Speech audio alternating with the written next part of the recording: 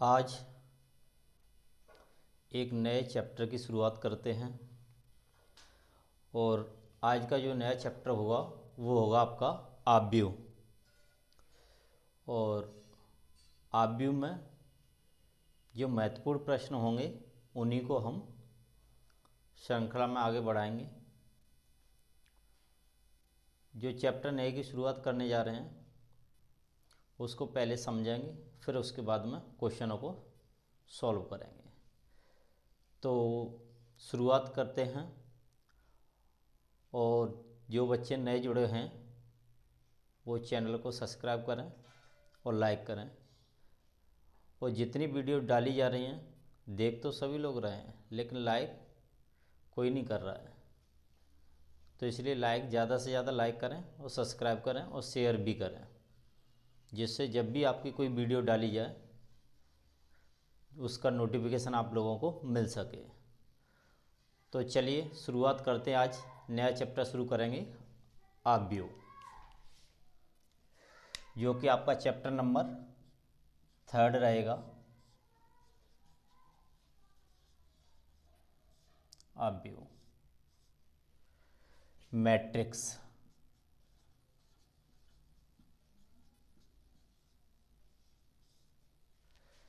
ये जो चैप्टर शुरू कर रहे हैं हम पहले इसकी बेसिक जानकारी लेंगे, फिर उसके बाद में एक्सरसाइज को या क्वेश्चनों को आगे बढ़ाएंगे। तो सबसे पहले देखते हैं कि आव्यूह होता क्या है। कि एक समुच्चय होता है। आव्यूह एक समुच्चय को अगर किसी सारणी में व्यवस्थित कर दें, चाहे वो आयताकार सारणी हो चाहे वर्गाकार सारणी हो, अगर उसे हम व्यवस्थित कर दें सारणी के रूप में और उसे बड़े कोष्ठक के अंदर रखें, उन अवयवों को सभी को बड़े कोष्ठक के अंदर रखते हैं, चाहे वो आयताकार सारणी के रूप में हो चाहे वर्गाकार सारणी के रूप में हो, तो उस व्यवस्था को हम कहते हैं आव्यूह।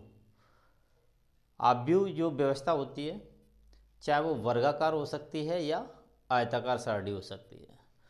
तो आव्यूह में देखेंगे जिस तरीके से अगर हमें कोई आव्यूह दे रखा है ए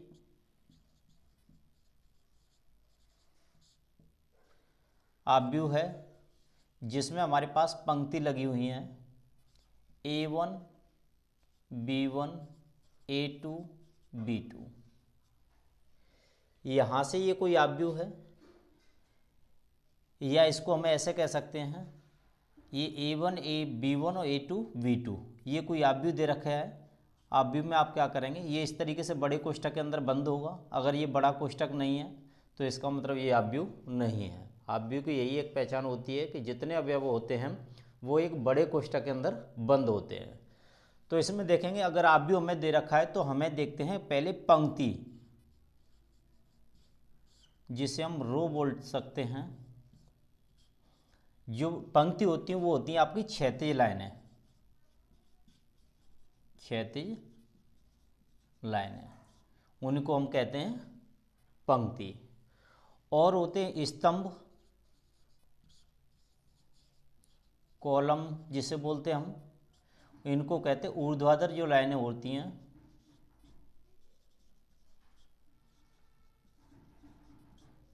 उनको बोलते हैं हम स्तंभ।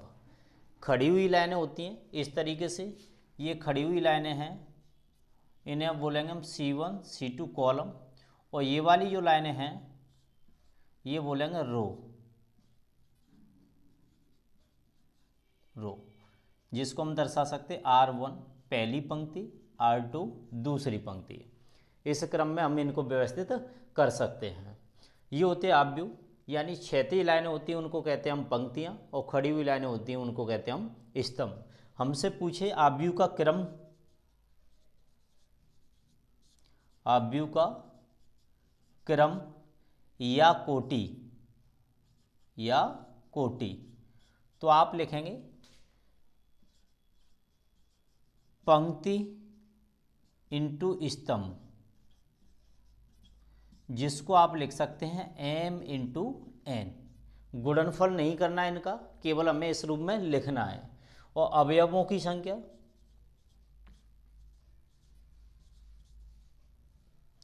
अवयवों की संख्या, अगर हमें अवयवों की संख्या निकालनी है तो m व n का गुणनफल जो होगा वो कहलाएगा आपका क्या, अवयवों की संख्या, m या n का गुणनफल, ये होगा अवयवों की संख्या।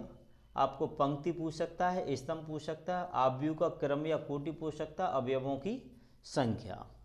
अब वो अवयव जो आव्यूह होता है उसका व्यापक जो रूप होता है वो इस तरीके से रखते हैं हम।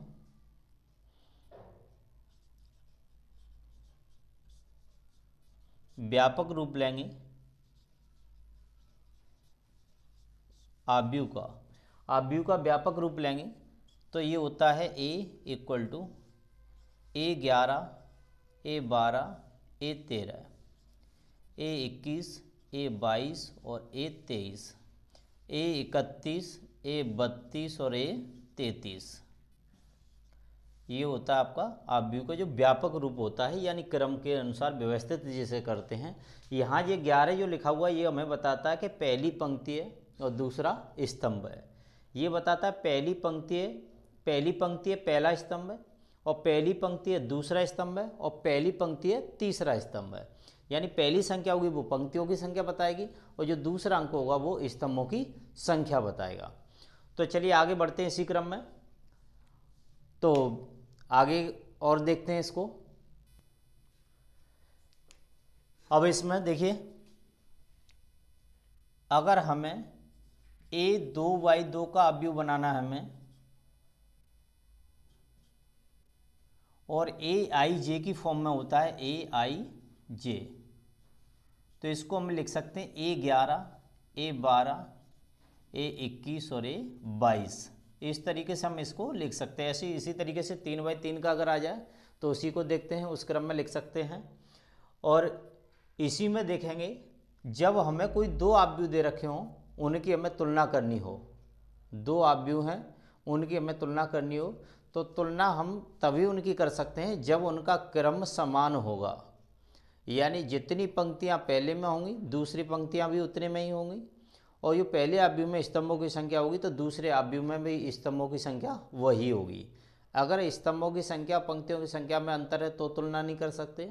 दूसरी बात, अगर हमें किसी आव्यूह में किसी अवयव का मान ज्ञात करना है तो उन अवयवों को छोड़कर शेष सभी अवयव जो दोनों आव्यूह में होंगे वो समान होने चाहिए। अगर समान है तो ही आप उनकी तुलना कर सकते हैं, अन्यथा उनकी तुलना नहीं कर सकते अगर तुलना करने की बारी आती है तो। फिर इसी क्रम में जो आव्यूह के जो प्रकार होते हैं,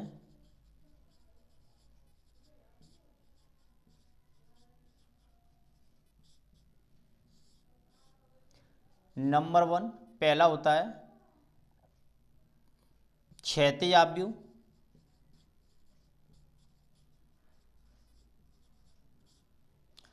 फिर ऊर्ध्वाधर आव्यूह,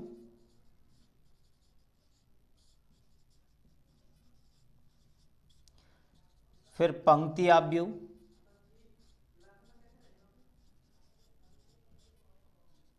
स्तंभ आव्यूह,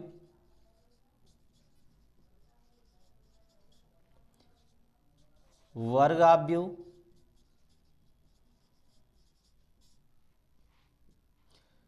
फिर इसके बाद विकर्ण आव्यूह,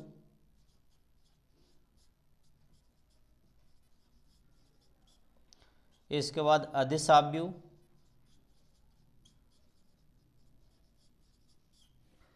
फिर इसके बाद नंबर अगला रहेगा, अदिश आव्यूह के बाद आएगा आपका इकाई आव्यूह,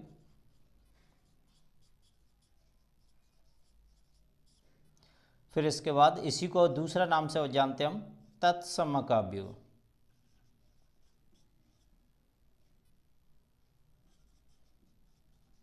ये इसका दूसरा नाम है। और एक और होता है शून्य आव्यूह। कुछ आव्यूह के प्रकार इस प्रकार थे, जैसे क्षैतिज आव्यूह। क्षैतिज आव्यूह को कहना चाहिए हमें कि जिस आव्यूह में पंक्तियों की संख्या कम होगी और स्तंभों की संख्या ज़्यादा होगी तो उस आव्यूह को हम कहेंगे क्षैतिज आव्यूह। ऊर्ध्वाधर आव्यूह में क्या हुआ कि पंक्तियों की संख्या ज़्यादा होगी और स्तंभों की संख्या कम होगी तो उस आव्यूह को कहेंगे हम ऊर्ध्वाधर आव्यूह। फिर इसके बाद है पंक्ति आव्यूह। पंक्ति आव्यूह में क्या होता है कि ऐसे आव्यूह जिसमें केवल एक पंक्ति होगी उसको कहेंगे पंक्ति आव्यूह। और स्तंभ आव्यूह होगा, उसमें केवल जिस आव्यूह में एक स्तंभ होगा उसे कहेंगे हम स्तंभ आव्यूह। फिर उसके बाद है आपका वर्ग आव्यूह। वर्ग आव्यूह में पंक्तियों की संख्या और स्तंभों की संख्या समान होती है तो हम उसको कहते हैं वर्ग आव्यूह। पंक्तियों की संख्या स्तंभों की संख्या के समान होगी तो उसको कहेंगे वर्ग आव्यूह। फिर इसके बाद है विकर्ण आव्यूह। विकर्ण आव्यूह क्या होता है कि ऐसा वर्ग आव्यूह जिसके मुख्य विकर्ण को छोड़कर शेष सभी अवयव शून्य हों तो उसको कहते हैं विकर्ण आव्यूह। फिर होता है हमारे पास अदिश आव्यूह। अदिश आव्यूह का मतलब क्या होता है, मुख्य विकर्ण के सभी अवयव समान हों और शेष सभी अवयव शून्य हों तो उसको हम कहेंगे अदिश आव्यूह। और इकाई आव्यूह होता है ऐसा वर्ग आव्यूह जिसके मुख्य विकर्ण के सभी अवयव इकाई हों यानी एक एक हों और बाकी के सभी अवयव हों शून्य हों तो उसको कहेंगे हम इकाई आव्यूह। इसकी हमें ज़रूरत पड़ जाती है तो इसे हम आई द्वारा दर्शाते हैं और इसकी वैल्यू होती है 1001 यानी जो विकर्ण है विकर्ण के सभी अवयव एक एक होंगे बाकी के सभी अवयव 0 होंगे। अगर 3/3 की ज़रूरत हो जाए तो हम इस तरीके से लिख सकते हैं 100010001। इस तरीके से भी हम इसे लिख सकते हैं। इसे आई द्वारा दर्शाते हैं। और शून्य आव्यूह होता है यानी ऐसा आव्यूह जिसके सभी अवयव शून्य हों तो उसको हम कहते हैं शून्य आव्यूह। जिस आव्यूह के सभी अवयव शून्य होंगे तो उसको शून्य आव्यूह कहेंगे। और विकर्ण आव्यूह मैंने आपको बता ही दिया, मुख्य विकर्ण होगा उसके अवयवों को छोड़कर शेष सभी अवयव 0 होंगे तो उसको कहेंगे हम विकर्ण आव्यूह। तो ये थे कुछ आव्यूह के प्रकार। अब इसी श्रृंखला को आगे बढ़ाते हुए अब हम लेते हैं क्वेश्चन करेंगे, फिर क्वेश्चन के बाद में इसी क्रम को आगे बढ़ाएंगे। तो देखिए, अभी तक आपने सब्सक्राइब नहीं किया है चैनल तो सब्सक्राइब करें और ज़्यादा से ज़्यादा लाइक और शेयर करें। चलिए, क्वेश्चन लिया हमने कि एक आव्यूह दे रखा है, उसमें हमें पंक्तियों की संख्या बतानी है, स्तंभों की संख्या बतानी है, कोटि बतानी उसकी और अवयवों की संख्या बतानी है। तो यहाँ हमारे पास पंक्तियों की संख्या, तो हम देखेंगे इसमें एक पंक्ति, दो पंक्ति, तीन पंक्ति। पंक्ति अभी मैंने बताया था, समझाया था कि जिस आव्यूह में ये क्षैतिज लाइनें होती हैं उनको कहते हैं हम पंक्ति। तो इसमें हमें पंक्तियाँ दे रखी हैं 3। फिर चलते स्तंभ। स्तंभों की संख्या हमारे पास 1 2 3 4। तो स्तंभों की संख्या हमारे पास कितनी है? 4।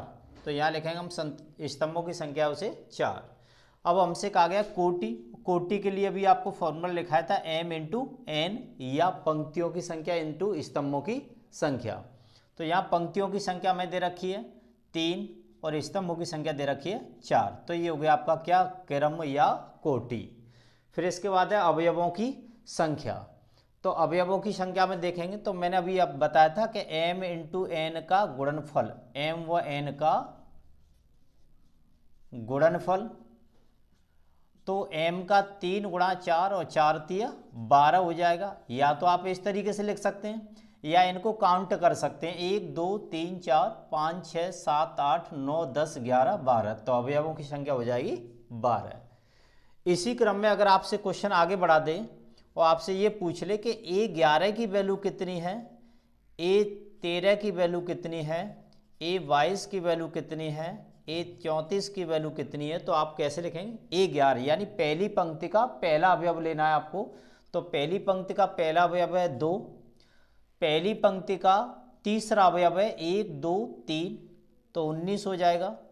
दूसरी पंक्ति का दूसरा अवयव है 1 2, तो माइनस का 2 हो जाएगा। फिर हमारे पास 34 नंबर है, तो तीसरी पंक्ति का चौथा अवयव, तो तीसरी पंक्ति ये है, चौथा अवयव 1 2 3 4, तो ये हो जाएगा आपका 17। इस तरीके से आप अवयवों के स्थान पर जो अंक दिया है उसे ज्ञात कर सकते हैं। तो आगे बढ़ेंगे, इसी क्वेश्चन को आगे बढ़ाएंगे। अगला क्वेश्चन लेंगे।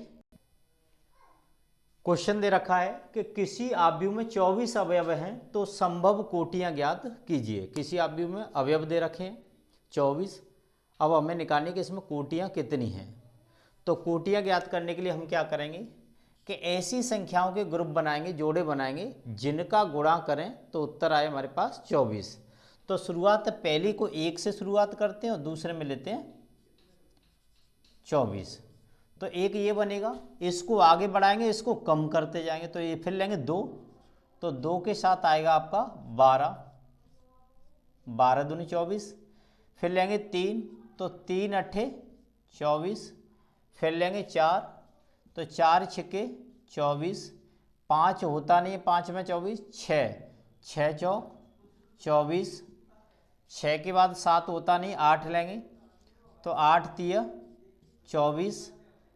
9 का होता नहीं, 9 में 24। 10 में होता नहीं, 11 में होता नहीं, 12, 12 दूने 24। और फिर लेंगे हम 24 इंटू 1, यहाँ लिखेंगे 24 इंटू 1, तो 24 एकम 24। यहाँ ऐसी कोई संख्या है जिनमें और किसी का गुणा करें और 24 बन जाए, तो ऐसी कोई संख्या, तो ये हुआ हमारे क्या, कोई कितने अवयवों की संख्या दे रखी है, तो उससे हम संभव कोटियाँ ज्ञात कर सकते हैं कि कितनी कोटियाँ और कितनी कोटियाँ संभव हो सकती हैं इसकी। तो ये आपका क्वेश्चन रहा।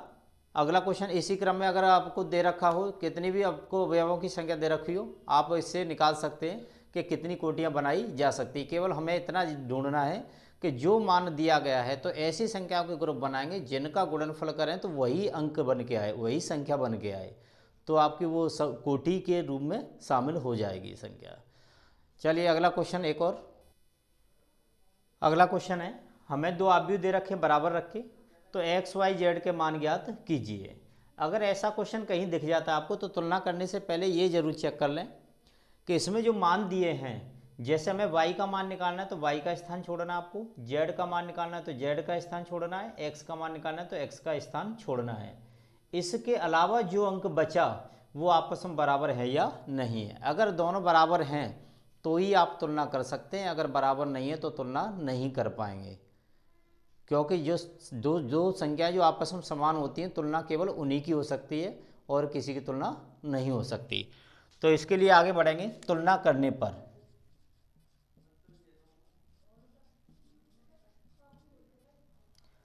x बराबर 1 है, y की तुलना करेंगे तो y के स्थान पर 4 है और z के स्थान पर 3 है, तो यही आपका आंसर है। तो इस तरीके से आप और अन्य क्वेश्चन हो तुलना करने वाले तो आप उनको कर सकते हैं। तो आज के लिए इतना ही, आगे नेक्स्ट वीडियो में देखेंगे। अगर आपने चैनल को अभी सब्सक्राइब नहीं किया है तो सब्सक्राइब करें, जिससे जब भी वीडियो बनाई जाए तो वो आपको नोटिफिकेशन वहाँ मिल सकता है, और बेल आइकन जरूर दबाएं जिससे नोटिफिकेशन मिल जाए, और जब भी वीडियो देखें आप ज़्यादा से ज़्यादा लाइक और शेयर करें। अगली वीडियो मिलते हैं, तब तक के लिए धन्यवाद।